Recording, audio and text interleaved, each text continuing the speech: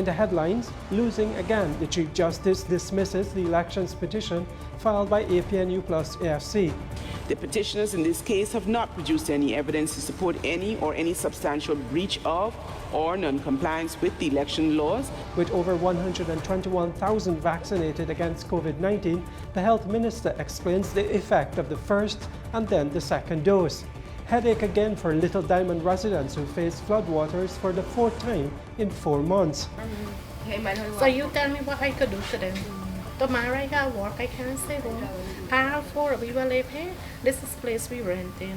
We'll hear from the Queen's College student who fought CXC over his grades and won. You need to learn yourself, or learn to know yourself, and focus on those subjects that you are weak on. And in sport, several records shattered at season opening powerlifting meet. With the news, I'm Neil Marks. We're glad you could join us.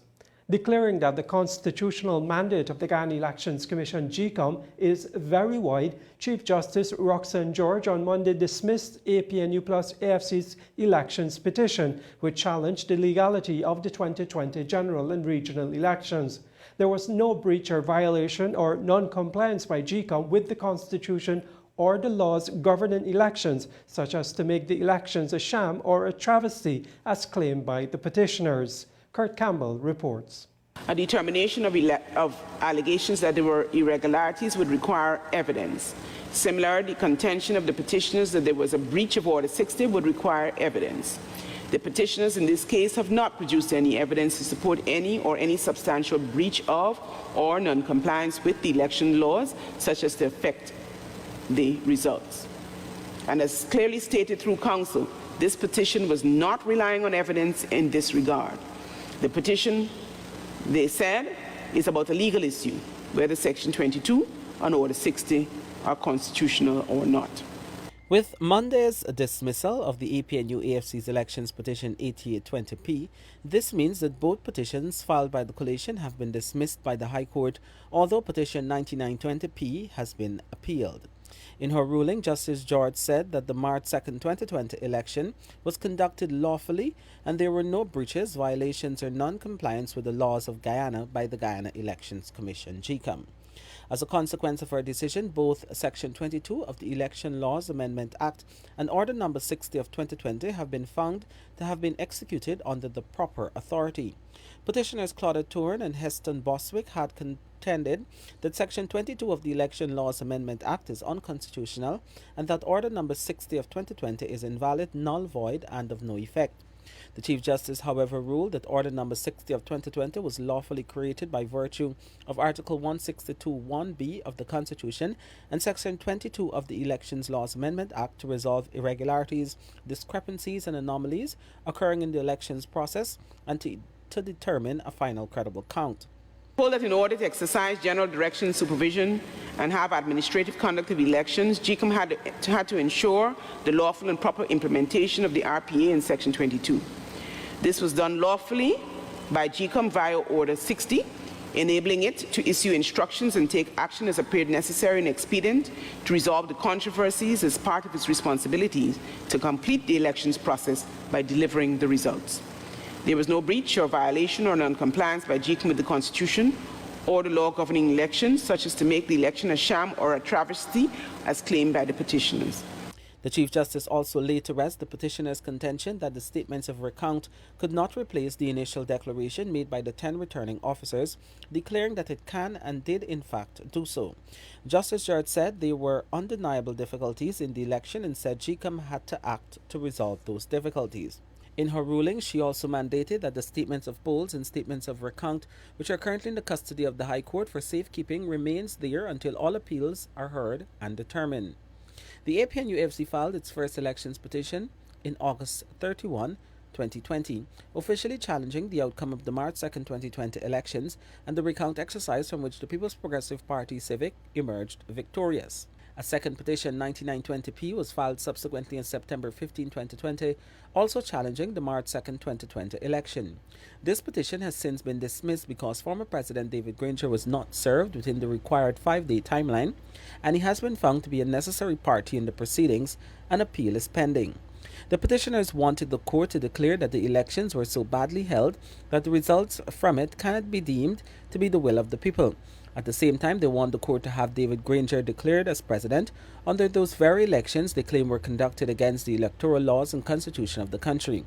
The petitioners contend that the chief elections officer was not required to use the data from the national vote recount to produce his elections report and from which the elections were declared.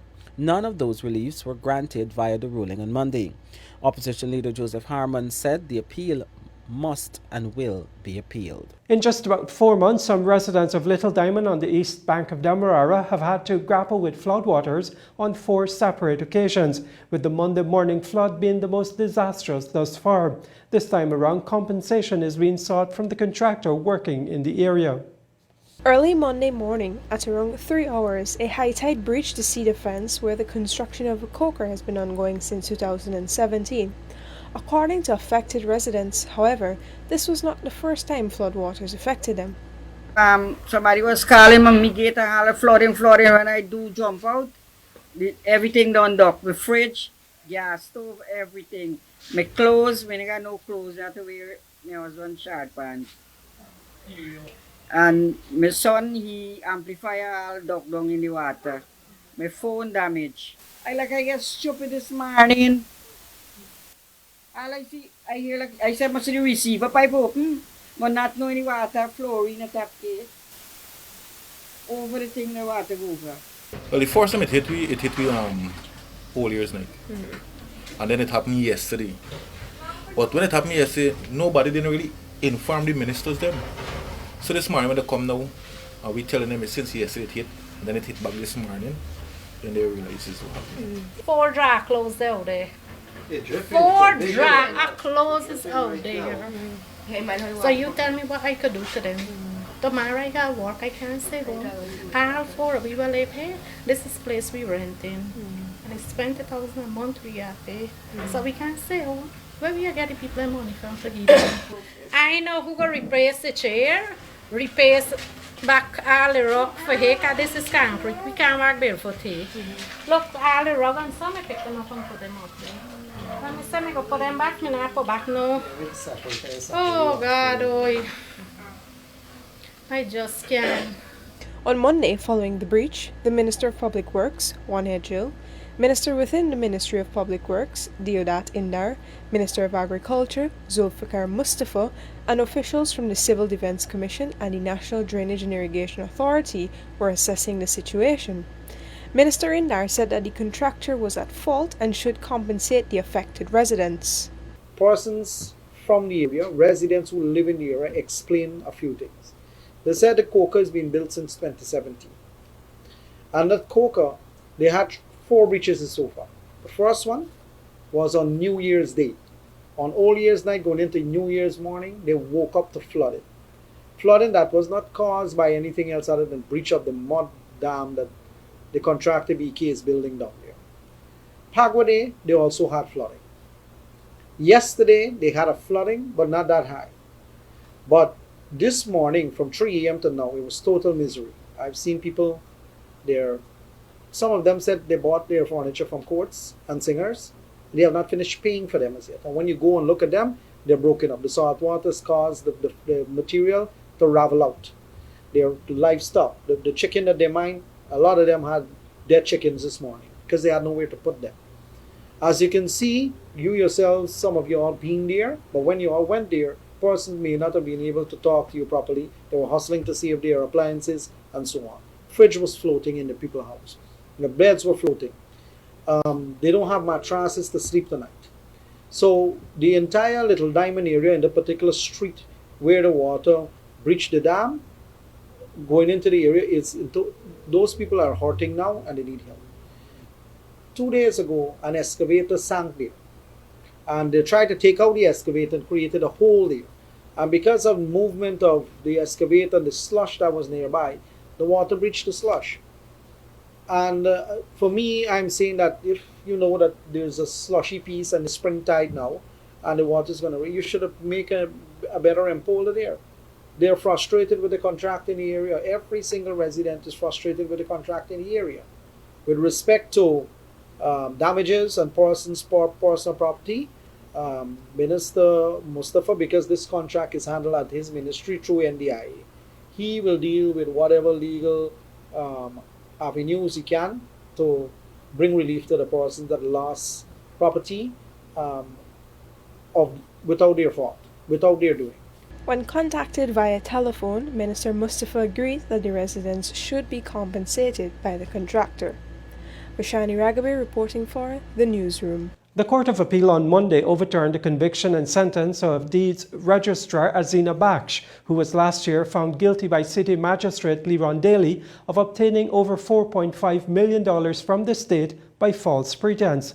Baksh, 37, of Eccles East Bank, Demerara, was found guilty of the claim that between May 1, 2014 and January 31, 2017, she caused or procured valuable securities in the sum of $4.5 million to be delivered to her Nova Scotia bank account for her own use, pretending she was a contracted employee at the Deeds Registry. Baksh was ordered to repay the state all of the money she reportedly stole or serve 1 year in prison. Dissatisfied, Baksh, through her attorney-at-law Nigel Hughes, approached the Court of Appeal, asking that it reverses, set aside and or discharge the magistrate's ruling and enter judgment in her favour. The ruling was delivered by Justice of Appeal Don Gregory, who allowed the appeal and set aside the conviction and sentencing of Baksh. Justice Gregory ruled that the prosecution did not discharge the duties placed upon it to establish beyond a reasonable doubt all the essential elements of the offence. The court also noted that the inference of an intention to defraud based on the representation was not sufficient on a factual basis.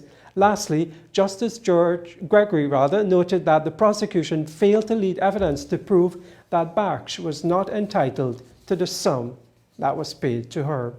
When the newsroom returns, a man is hacked to death with a cutlass at Canal No. 2 Polder, and the Health Minister explains the effect of vaccines. You're watching the newsroom. A Canal No. 2 Polder, West Bank, Demerara man was on Sunday afternoon chopped to death with a cutlass after he reportedly confronted a man about work he failed to deliver. Dead is Omkar Kishundayal, 64. Police said that about 2:30 p.m. on Sunday, Kishundayal, who was under the influence of alcohol, went to the suspect's home at Bell West, Canal No. 2 Polder with a hammer. There, police said he began to behave disorderly and threatened to kill the suspect and his family over some work which the suspect's father was supposed to do at his home. Kishundayal, police said, ran into the suspect's yard and began to lash at him with the said hammer. The suspect then picked up a chair to bar himself from the blows, but Kishundayal reportedly wrestled the chair from him. Police said the suspect released the chair and armed himself with a cutlass. The suspect claimed that he used the cutlass to bar the hammer from hitting him when Kishundayal sustained a cut to his right hand. At this point, police said Kishundayal retreated from the suspect's premises before collapsing some 600 feet away. He was rushed to the West Demerara Regional Hospital and later died. Police stated the suspect was arrested and remains in custody. As of Sunday, over 120,000 Guyanese were vaccinated against COVID-19. During an update on Monday, Minister of Health Dr. Frank Anthony explained the effect on a person who receives one dose of any of the vaccines. He also explained the effect after a person receives the second dose. Well, first of all, once you get a vaccine, it would take some time before you start producing antibodies. So generally after the first dose, it takes about 21 days or so before you start producing antibodies and that it gets to that peak where it's going to be protective. After the first dose, for most vaccines, you would see a difference in your antibody level that is going to protect you. The reason why you're doing a second dose is you want to boost that to an even higher level, and that's why we do the second dose. So in the period when you're still vulnerable, I would say, after you get the first injection to that 21 days, you can still get infected. Because remember, we are saying that none of these vaccines would prevent 100% of infection. So there's a little possibility that you can get infected. But if you get infected after 21 days, then your chances of getting a serious form of the infection is drastically reduced because your body now has antibodies that can fight off this virus. If you get infected after 21 days after the first dose, you wouldn't get that severe form of the disease. You more than likely would not end up in the hospital or in the ICU, and it would certainly prevent you from dying from COVID. You might die from something else, but not COVID, because these vaccines are protective against death from COVID. You're considered fully vaccinated after about 7 days after the second dose, and are fully immunized, because 7 days after the second dose, your body would have been able to react appropriately to make, you'll see a boosting of your antibodies after 7 days. So generally it's considered 7 days after the second dose that you're fully immunized. Minister Anthony also sought to explain how a person is treated if they become infected with the coronavirus. The disease itself, we can consider it having different phases. So once you get exposed, you get infected, that can be considered to be the first phase. And if most people would have the mild form of the disease, so they would go through for the next 10 to 14 days without any problems, might have a little bit of mild fever, some coughing, some people might lose smell or taste, and then they're okay. For others who would have like moderate to severe disease, those signs and symptoms would then turn into having difficulty in breathing. Once you start having breathing difficulties, you have to come to the hospital. There is a measurement that is normally taken to check the oxygen saturation in your blood, and if that is relatively low, then you would need oxygen. So most people would require oxygen once they get hospitalized, and we provide that. But then as the virus starts to multiply in your body, it then provokes the body to react to it. And during that reaction time, for some people, your immune system can overreact. That is sometimes called a cytokine storm, because you're now reacting to the virus, and that overreaction can cause multiple systems in your body to start failing. And with that failure, a lot of those patients will go into shock, and other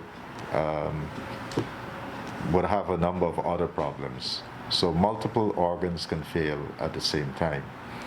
So what we do is we observe patients, and if we notice that they're heading in that direction, then we'll normally give certain medication to mediate or to reduce the effects of this cytokine storm that the patients would be experiencing, and try to get them out of this phase as quickly as possible.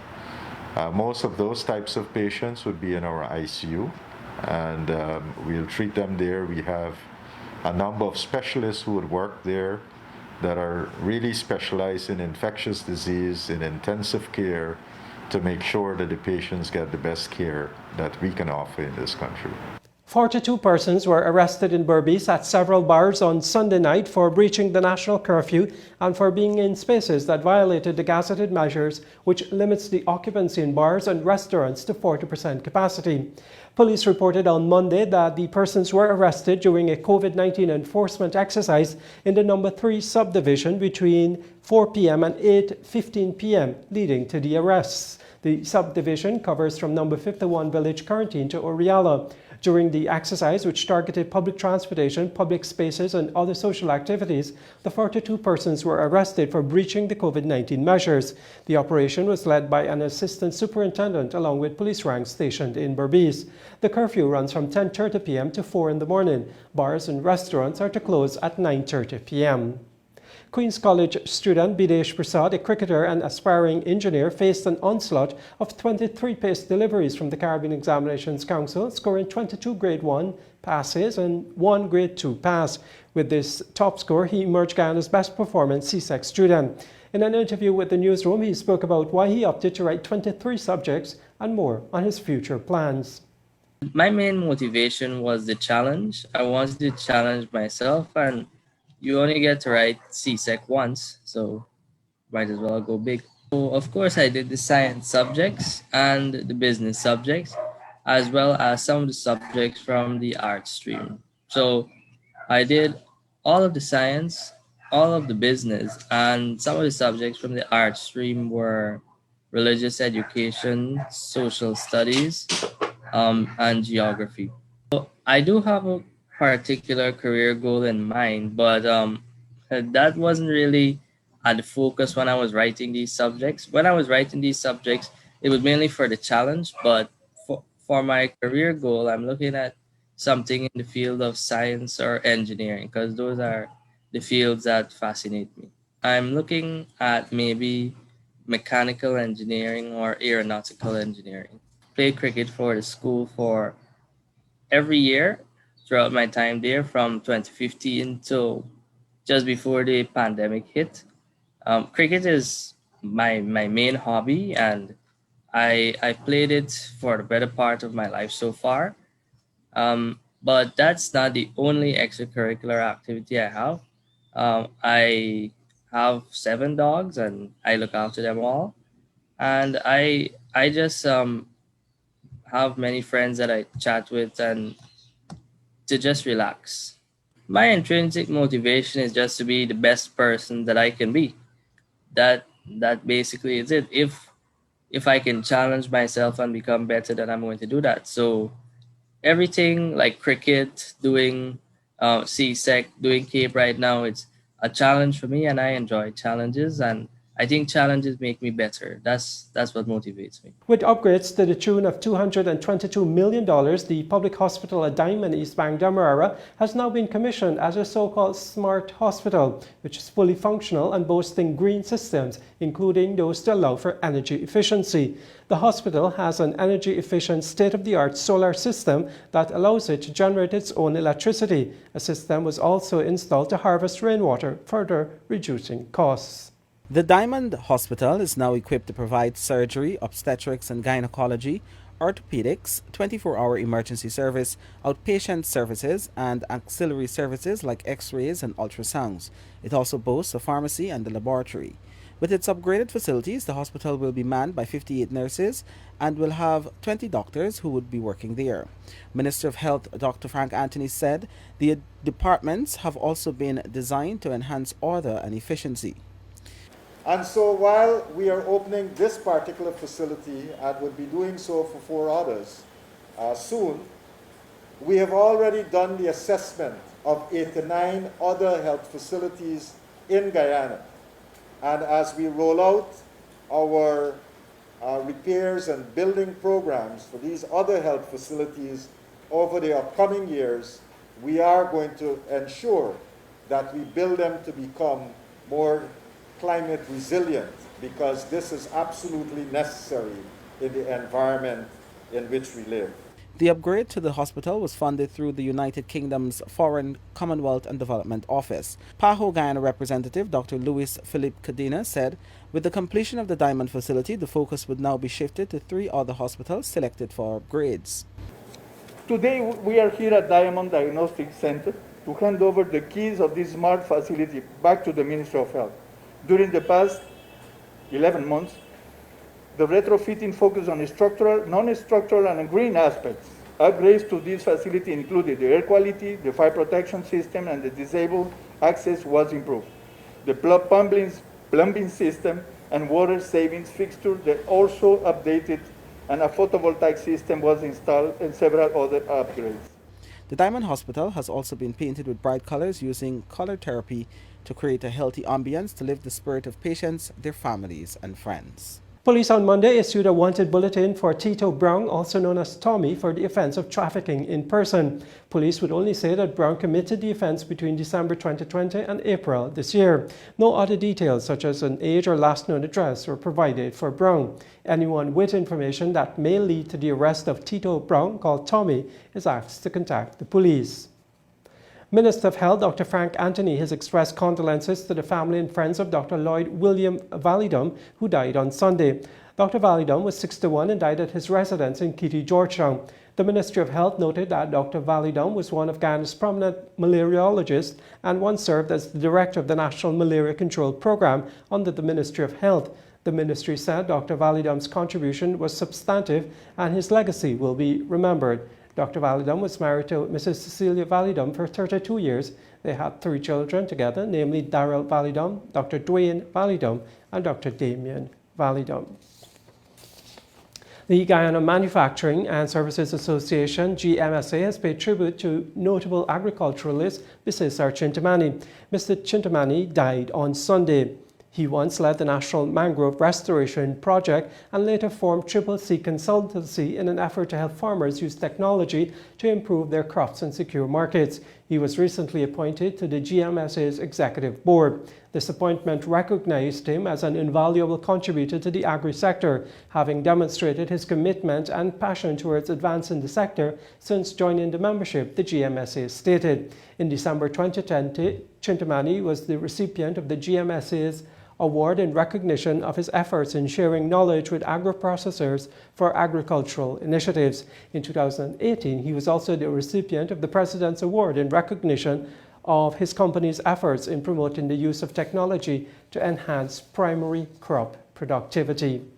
When the newsroom returns, the Queen's College student who fought CXC over his grades and won. You're watching the newsroom. When the results for the Caribbean Advanced Proficiency Examinations CAPE were revealed, Queen's College student Zain Ramatar was disappointed with the results. He subsequently requested that the Caribbean Examinations Council conduct a review, and when they did, Ramatar emerged as the top performer. The young man, a physics enthusiast, sat down with the newsroom and shared a bit on his academic journey, how he coped with the discrepancies from CXC, and his plans for the future. Hi, I'm here with Mr. Zain Ramatar, this year's CAPE top performer who scored 14 grade 1s and a grade 2. Zain, hi, thank you for joining us. Hello, how are you? I'm quite well. How are you feeling after the news of yesterday? Well, yesterday when it hit was big excitement. I mean, today it's starting to wear off a little bit, but yesterday I was overjoyed, ecstatic even, to hear about this development. And something that really compounded this whole feeling of joy or this ecstatic feeling was the fact that we were blindsided by the actual release of the results. It wasn't a case where they were saying, results will be released today. It's just out of the blue results, and of course it was a good result in my case, so overjoyed. You wrote exams since last year, 2020. What have you been doing since? Well, since that I have become a teacher at my alma mater, Queen's College, and I'm teaching physics there. Okay, and you, during that time, have you applied to any schools, anything of the sort? Yes, I applied to some schools in the US and I got into a few, but the one that I am heavily considering right now is the University of Southern California. Is there a particular reason why, perhaps a career choice? Well, yes, I really want to study physics because I would like to have a job in the field of physics. I'm not exactly entirely sure what job yet, probably a lecturer in the field of physics, and that university is notorious for having great research facilities, and I really am excited to go conduct research. With me and Common Entrance, I was 6th in the country. I performed well there because it was a small number of subjects and you had to know more depth than breadth. As for CSEC, that is an examination that focuses more on breadth than depth because you see people writing like 19, 20 subjects, and I realized that's not for me. So I just picked my few, 13, and I made sure I did well in those. But then I realized CAPE was an exam that focuses heavily on depth, and you're not writing these exorbitant subject amounts like 14, 15, 16 different subjects. They're all like related, like maths, phys chem, bio, they're all sciences and stuff like that. So I realized that this is my time. I can do it again because depth rather than breadth, and that's one of my strong points. Following those examinations, there was a bit of a hiccup with the Caribbean Examinations Councils and your grades and the grades of your colleagues. What was that experience like, and how did it affect you? After CAPE 1, I was the top CAPE 1 student with 7 grade 1s. So I basically had my foot halfway through the door, expecting that I would have been the top CAPE 2. So having this taken away from me, and seeing me getting like a 4 and stuff in maths, and I am a math student, it really affected me, and I took it on. I gained a lot of weight, which I lost now thankfully, but it was like I was stressing myself over the results, and it took a lot of help from my dad, my mom, and the teachers around me to help me realize that this whole thing was out of my control, right? So I had to accept that and move on from it, but I took a very activist role from the start, and literally as soon as this hiccup happened, I was there with Queen's College, and we did a press conference like almost right away, I think the day after, talking about how we felt about the whole examination result. Now do you feel this sort of vindication? I don't know really if I feel any sort of vindication, but they did take time to fix it, which I am happy for. They said they would have gone through and review it. The only issue I have with that was that the length of time that took. For that to happen, I couldn't put like top students on my university applications and such because they couldn't get the results to get in time. So that's my big issue with them, the time that it took to fix everything. As we're winding down, you are a top student. A lot of people might be looking up to you. A lot of people are looking up to you. What would you say to those students who are coming up? I'm going to offer a different set of advice. Usually from when I read in the papers, the top student usually says, oh, I burnt the midnight oil and stuff like that. I didn't burn the midnight oil. My advice to them is you don't look to a top student to see how that top student studied. You need to realize that everybody is different. You need to learn yourself, or learn to know yourself, and focus on those subjects that you are weak on or weak in. When the newsroom returns, the financial weather and bridge reports along with sport.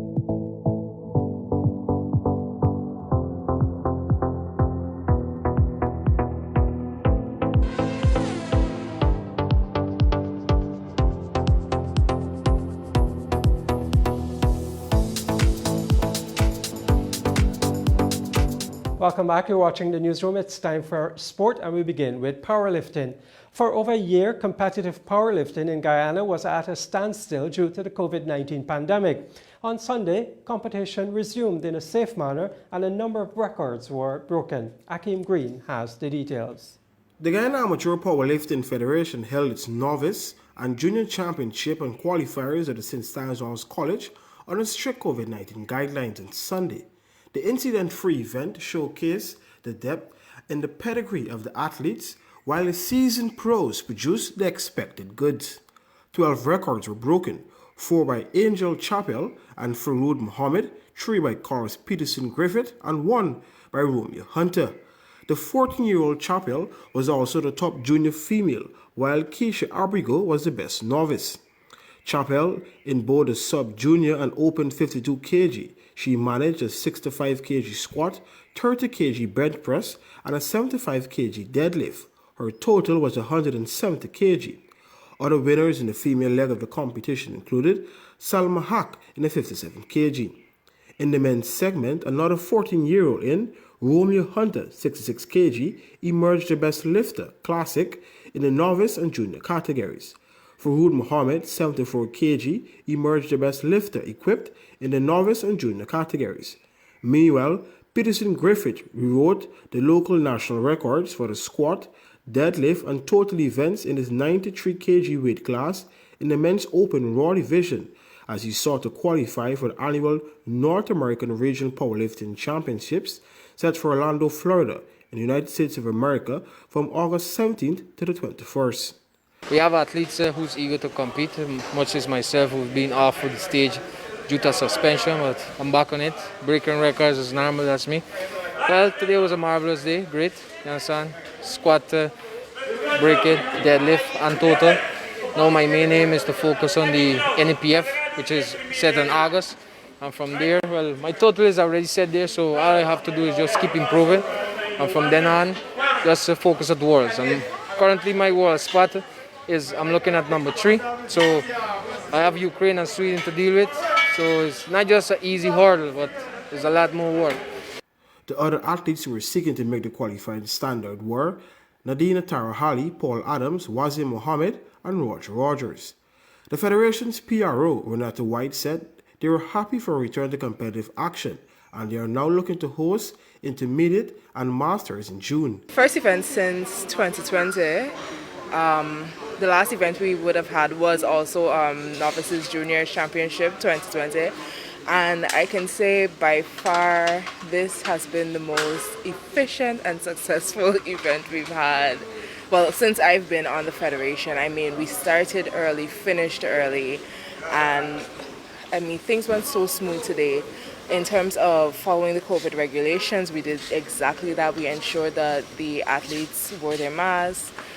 Some had the decision, made their decision to take it off when going to attempt to lift, and that was fine by us. But when done with their lifts and while being around the area, they had to wear it. So, and everybody sanitized. We just ensured everything was quite okay in terms of following the COVID regulations and following the rules of the task force as well. For the Newsroom, Akim Green. That's it from me, Neil Marks. Avinash Ramzan comes with the rest of the day's sport. We tell you now that the Guyana Football Federation, the GFF, has submitted an official protest to FIFA regarding the selection of Andrew Boucard by Trinidad and Tobago in the 2022 FIFA World Cup qualifiers in March. Details in this report. The GFF believes Boucard was ineligible for selection as a registered intermediary, and as such that any points secured by Trinidad and Tobago during any related FIFA World Cup qualification matches should be forfeited. In its 2022 FIFA World Cup qualification match on March 25, Guyana lost 3-0 to Trinidad and Tobago. Boucard, who was registered as an intermediary with the English Football Association at the time, was selected in Trinidad and Tobago's matchday squad. Under FIFA rules, all conflicts of interest with intermediaries or agents must be avoided. Intermediaries cannot have any contractual relationship with a national football association. Under English Football Association rules, players cannot be registered intermediaries. Following an extensive investigation and careful consultation with its legal team, the GFF has sent its written evidence to FIFA and urged the global governing body of football to consider its case. President of the Guyana Football Federation, Wayne Ford, said, and I quote, "We have taken this matter very seriously and have presented our findings to FIFA that this individual was ineligible to play for Trinidad and Tobago as a registered intermediary with the English FA. It is vital for the integrity and fairness of the game that the rules are respected and upheld by everyone. We look forward to FIFA's response in due course." End quote. Boucard was an unused substitute against Guyana and played during Trinidad and Tobago's 1-1 draw with Puerto Rico on March 28.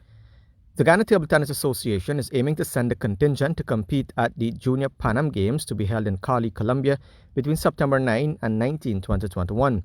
The president, Godfrey Munro, gave an update to Akim Green in this report. After a promising but unsuccessful outing for Guyanese players at the Olympic qualifiers earlier this month in Argentina, the GTTA is now focused on preparing the team to qualify for the Junior Pan Am Games.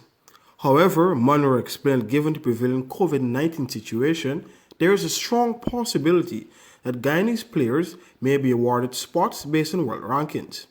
The qualifiers are slated to be held in June in Costa Rica. This represents players for table tennis, 21 years and under. This is not the traditional 18 years and under.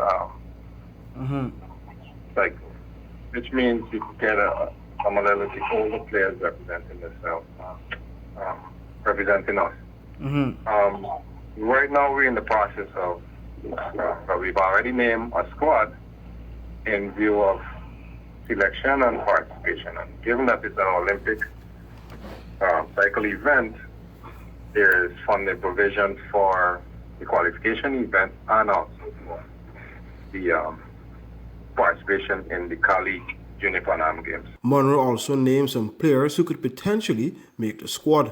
So, is Jonathan Van Lang, Keeson Inval, Colin Wong, Miguel Wong, Jamal Nicholas, Terence Roche. I'm trying not to forget anybody, but players in that realm. Between Ideshir Prasad and all who would have, when we write them, because those are the squad, want to express an interest and then participating in the preparation and qualification trial or web selection process that we have. that then we could finalize those positions once they agree. So we're in the process of doing that. In the girls' realm, it's Nevaeh Clarkson, Soraya Thomas, Jasmine Belingi, Crystal Melville, Akira Watson, Samara. The Games is a forthcoming international multi-sport event for athletes aged 18 to 21 in the Americas, organized by Pan Am Sports. For the Newsroom, Akim Green. Golf news now. Multiple-time Guyana Open champion Avinash Prasad topped a field of 37 golfers on Saturday to win the Anson McCall Trading-sponsored one-day golf tournament. Playing at the Luzignan Golf Course, East Coast, Demerara, Prasad, playing with a handicap of 1, finished with gross 68 and net 67, while Patanjali Prasad, with a handicap of 14, had a gross of 81 and net 67 to take second spot. Richard Hanif, playing off a 9 handicap, took third with gross 77, net 68.